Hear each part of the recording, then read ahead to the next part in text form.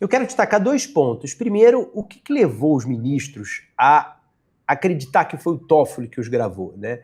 Aí tem uns detalhes que são importantes da gente repassar. Me foram relatados esses detalhes, inclusive, por um ministro que estava nas 2 reuniões. Bom, primeiro vamos falar da cronologia das 2 reuniões. As 2 foram na quinta-feira, dia 12, né, que foi o dia que veio à tona o relatório, esse relatório que a Bia falou, que foi entregue ao Fachin. A primeira reunião foi 1h30 da tarde, a segunda reunião foi 4h30. Na reunião de 1h30, havia apenas os ministros Edson Fachin, Gilmar Mendes, Carmen Lúcia, Alexandre de Moraes e o Toffoli. 5 ministros, ok? A segunda reunião, a de 4h30, ela, que terminaria com o afastamento do Toffoli do caso, nela participaram todos os 10 ministros, né? Lembrando que tem uma vaga aberta com a saída do Luiz Roberto Barroso. Os 10 ministros estavam nessa reunião. Ou seja, o Toffoli esteve presente, foi um dos 5 ministros que esteve presente nas 2 reuniões.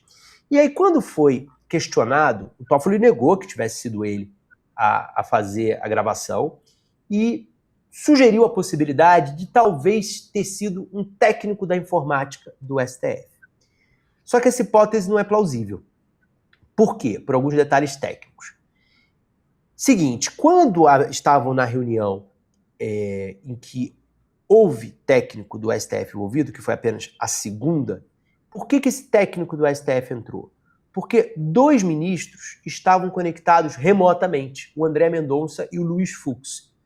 Os 2, lembrando que não estavam na primeira reunião, não estavam ali presencialmente, estavam conectados de outros lugares. E esse técnico da informática, ele entrou para montar a sala da videoconferência, né, ali a sala de reunião, conectar todos os que estavam presentes naquela sala e conectar o André Mendonça e o Luiz Fux, que estavam à distância, naquela sala. Ele entrou virtualmente na sala, inclusive, quando os 3 computadores estavam conectados, o presencial dos que estavam no STF, o do Fux e o do Mendonça, o técnico de informática saiu.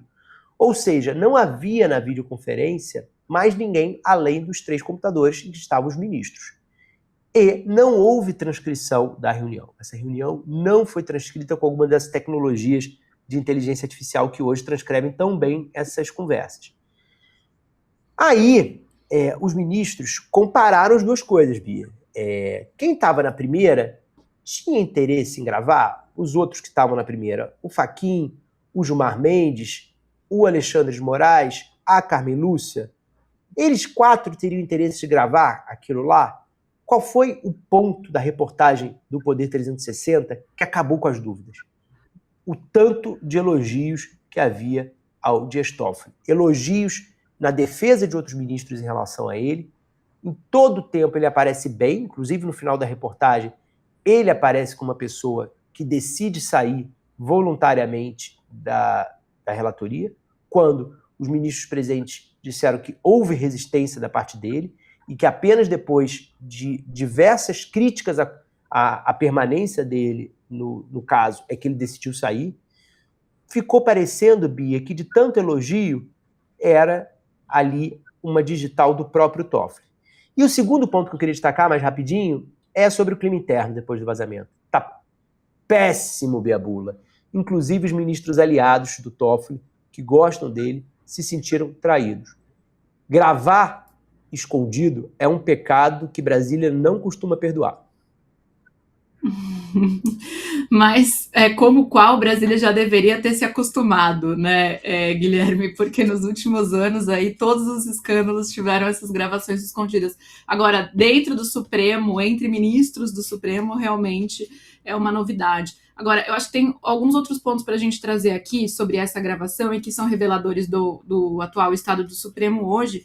E um deles, mais importante, é a animosidade com a Polícia Federal, né? São as críticas à Polícia Federal feitas aí pelos ministros. Eles fazem duras críticas ao relatório apresentado pelo diretor da PF, o Andrei Mendonça, o Andrei Rodrigues. O Alexandre de Moraes fala, por exemplo, que a investigação que recaía sobre o Toffoli era ilegal e era um absurdo. O Cássio Nunes Marques diz que era um nada jurídico. O André Mendonça também faz críticas, disse assim, isso não existe, estão falando em relação íntima do Toffoli com o Vorcaro, relação íntima com 6 minutos de conversa, então questiona essa ideia da PF de que havia uma suspeição aí do Toffoli. Zanin fala, isso aqui é tudo nulo.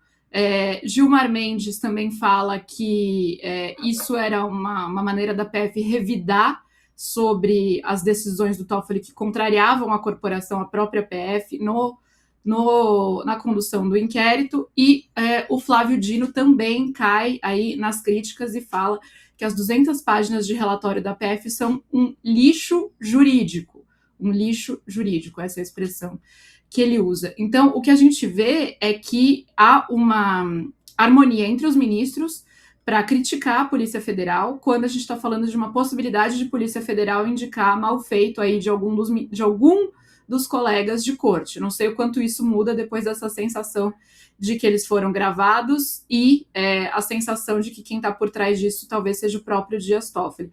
Mas antes da gente chamar o Badaró aqui rapidinho, eu acho que tem 2 pontos que a gente também precisa trazer para a mesa agora, Guilherme.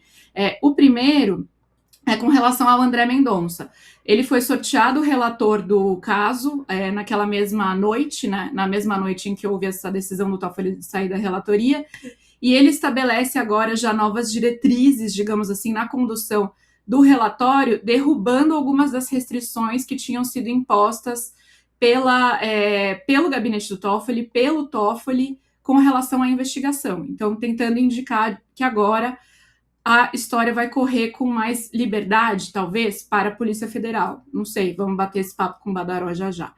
E o terceiro ponto é a história da Receita Federal, que parece que está desconectada disso, mas eu acho que nada está desconectado quando a gente está falando desse tamanho de crise que atinge o Supremo Tribunal Federal agora. O que a história da Receita Federal tem a ver com isso?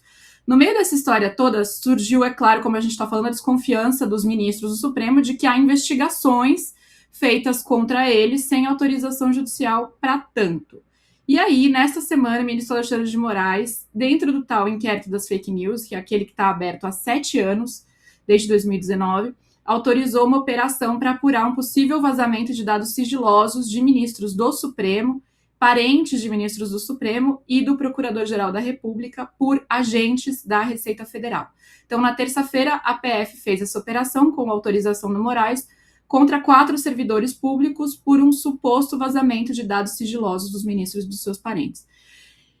A gente não pode esquecer, o próprio ministro Alexandre de Moraes está se vendo com vazamento de uma informação sensível e que aponta a possível relação dele, conexão dele também com o caso do Banco Master, que é qual? O contrato da esposa dele, advogada, com o Banco Master em valores altíssimos, superiores aí às práticas de mercado.